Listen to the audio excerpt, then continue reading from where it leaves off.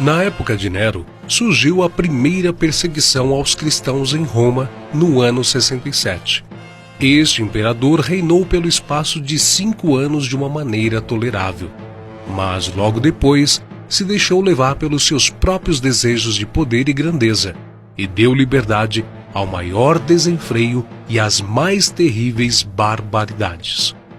Matou a sua própria mãe, esposas, tutores e senadores. Entre outros caprichos diabólicos, ordenou que a cidade de Roma fosse incendiada, ordem que foi cumprida pelos seus oficiais, guardas e servos. Este terrível incêndio durou 6 dias e 7 noites. 10 dos 14 bairros da cidade foram devorados pelo fogo. Milhares de pessoas pereceram nas chamas, se sufocaram com a fumaça ou foram sepultados sob as ruínas. Quando Nero descobriu que sua conduta era intensamente censurada e que era objeto de um profundo ódio, decidiu então culpar os cristãos, aproveitando a oportunidade para excusar-se e, ao mesmo tempo em que enchia seu olhar com as novas crueldades. Eu assim proclamo que a culpa do incêndio de nossa amada cidade é da seita ilegal que se diz chamar cristã. Exterminarei esses criminosos de uma forma equivalente à enormidade do seu crime. A sua punição será um aviso, o espetáculo do horror.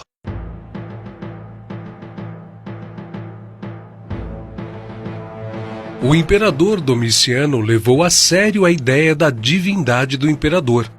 Ele mesmo se intitulou Deus e construiu um templo em honra aos imperadores. Os cristãos se recusaram a participar do culto ao imperador e, por este motivo, foram acusados de rebeldia contra o império.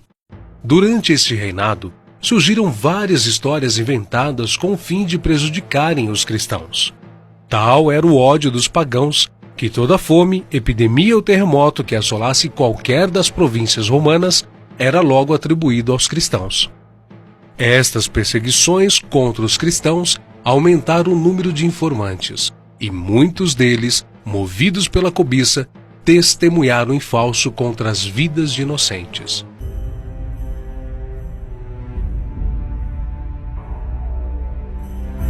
Trajano, apesar de manter a mesma política de seus antecessores, foi contudo mais brando para com os cristãos. Mesmo o cristianismo sendo considerado religião ilícita e uma ameaça ao Estado, Trajano criou uma lei sob a qual os cristãos viveram inseguros durante quase 200 anos. Os cristãos não deveriam ser procurados, mas se fossem denunciados e suas culpas comprovadas, deveriam ser punidos. Isso quer dizer que não era crime ser cristão, mas se fosse denunciado, passaria a ser um criminoso. As denúncias poderiam surgir por inveja, cobiça de patrimônio, vingança pessoal, traição e o mais terrível, por ocasião das grandes festas, quando se necessitavam de mais vítimas para os espetáculos nas arenas.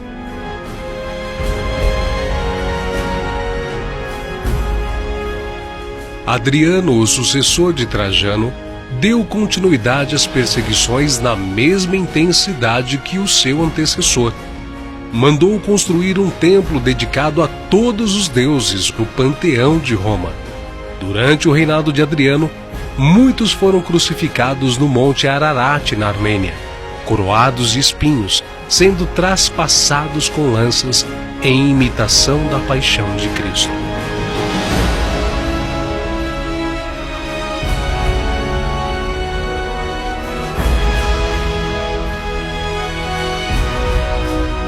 Adriano, ao morrer no ano 138 d.C., foi sucedido por Antonino Pio, que deteve as perseguições contra os cristãos por um tempo.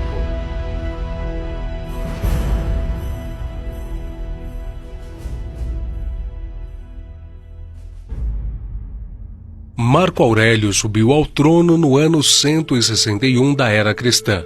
Era um homem de natureza rígida e severa, e, embora elogiável no estudo da filosofia, e em sua atividade de governo foi duro e feroz contra os cristãos, e desencadeou a quinta perseguição.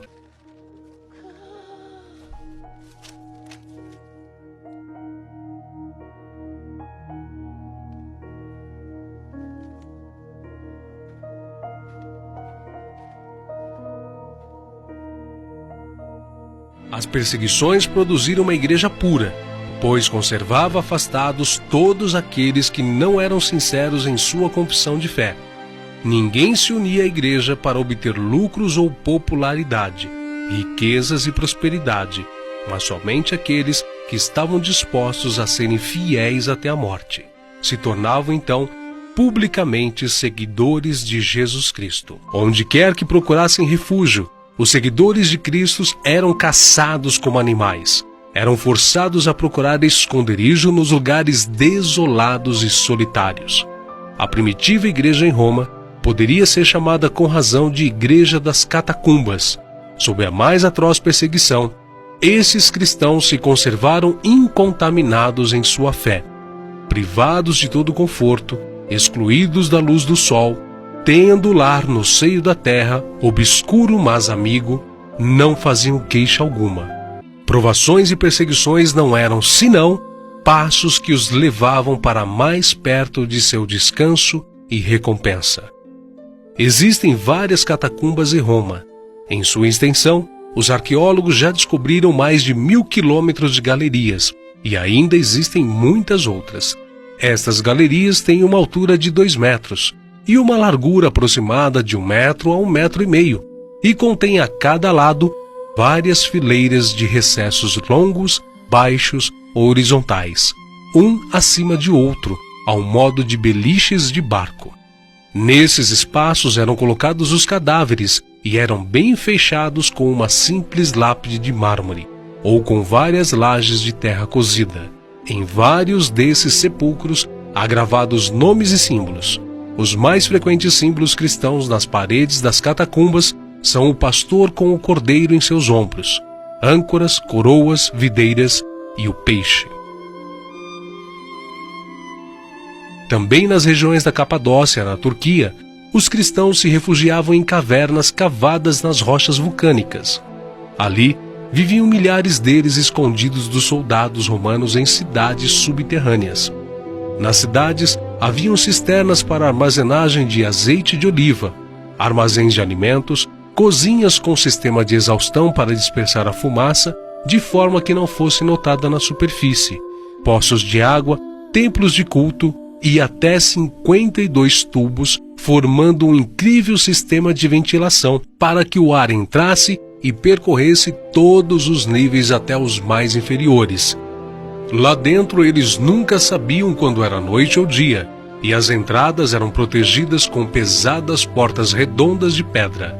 Durante muitos anos, os cristãos usaram estes túneis e suportaram enormes sofrimentos para preservarem a sua fé.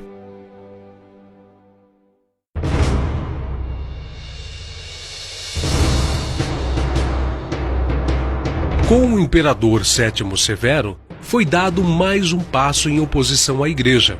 O avanço do cristianismo alarmava os pagãos e reavivaram a mofada calúnia de imputar aos cristãos as desgraças acidentais que sobrevinham.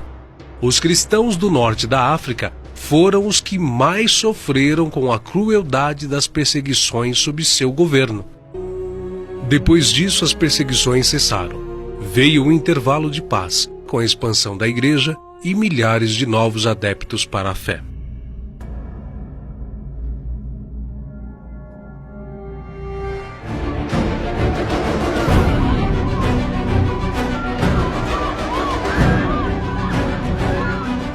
Mas o tempo de paz e crescimento para o cristianismo não duraria muito.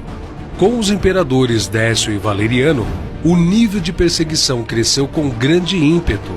Se anteriormente a igreja era vista como irritante e incômoda, agora ela era encarada como uma ameaça real que precisava ser eliminada. Assim, entramos no período da primeira perseguição oficial a nível imperial. Os cristãos não tinham o direito de se encontrarem para realizarem o culto e eram ameaçados de morte caso o fizessem. Os líderes eram o alvo. A estratégia era eliminá-los para que os seguidores caíssem. Vários deles foram executados.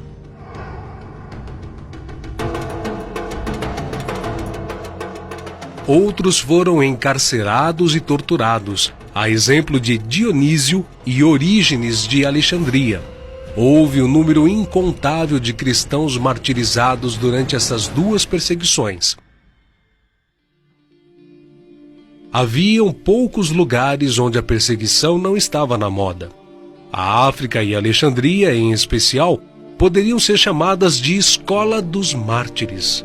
Os cristãos tinham que se apresentar ao imperador para comunicar-lhe a religião. Quem renunciava e sacrificava aos deuses recebia então um certificado. Quem não renunciava era considerado criminoso e conduzido às prisões e sujeito às mais horrorosas torturas. Neste período, muitos cristãos tiveram que fugir de casa e procurar refúgio em outros países, em lugares ermos, em praias, em grutas, nas montanhas ou em cavernas, padecendo grande necessidade depois de deixarem famílias, pais, mães, cônjuges, filhos e amigos, além do conforto, honra, prosperidade, paz e bens materiais que até então possuíam. Quando, pois, vos perseguirem nesta cidade, fugi para outra.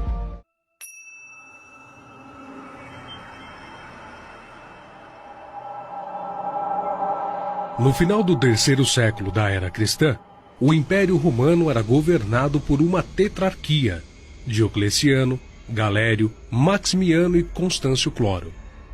Os 4 eram considerados imperadores, mas Diocleciano era o maior.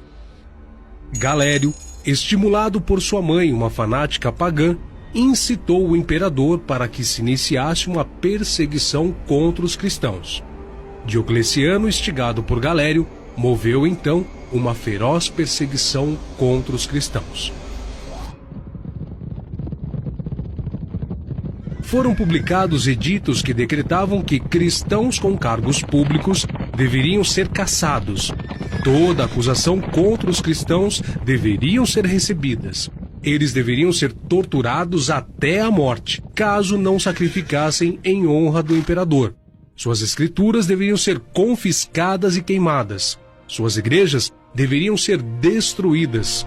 Seus direitos civis de cristãos deveriam ser negados. Líderes de igrejas deveriam ser presos e levados ao sacrifício para os deuses.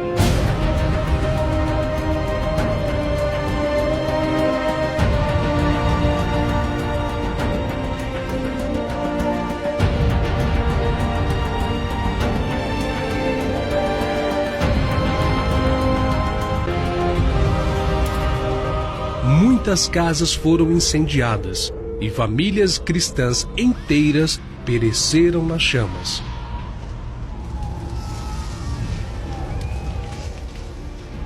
Toda a população do império foi obrigada a oferecer sacrifício aos deuses, incluindo a imagem do próprio imperador, sob pena de morte e trabalhos forçados nas minas quem não o fizesse.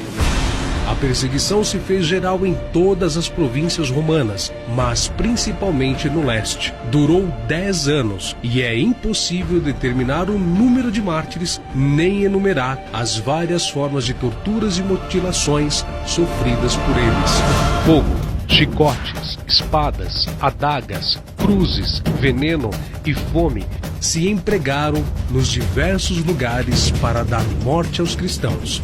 E se esgotou a imaginação no esforço de inventar torturas contra pessoas que não tinham cometido crime algum, senão o de amar ao próximo como Cristo os amou.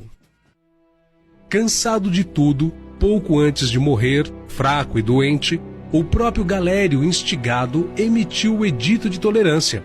Os cristãos poderiam existir novamente e poderiam fixar suas casas de reunião, e toda a comunidade poderia sobreviver em qualquer lugar sem prejuízo algum.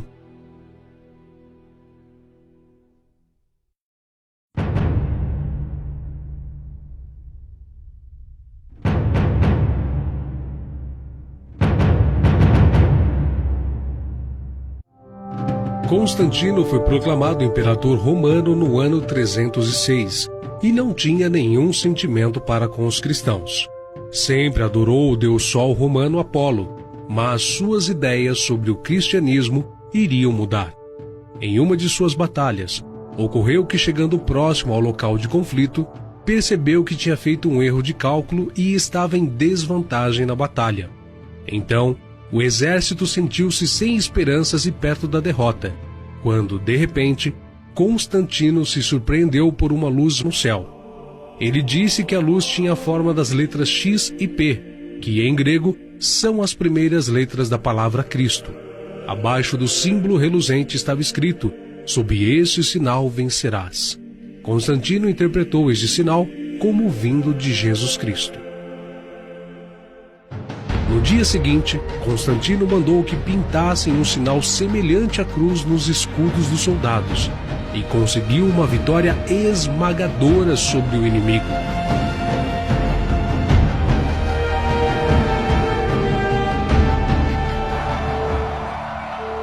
A partir de então, Constantino professou sua devoção à fé.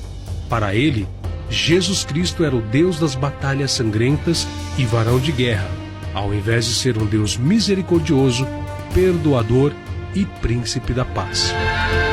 No entanto, mesmo depois de convertido, Constantino não abandonou sua adoração ao Deus Sol e o manteve como símbolo principal em suas moedas.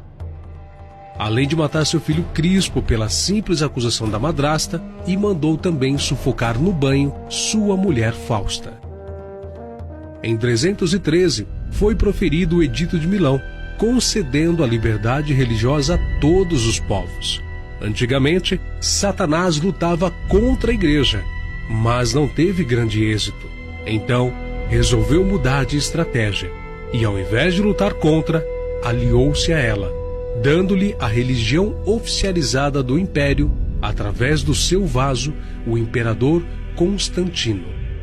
Logo, toda a corte se converteu à nova religião, e aqueles que eram contra os cristãos passaram a serem a favor.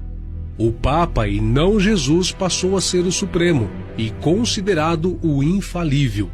Toda obediência era devida à Igreja Católica Romana.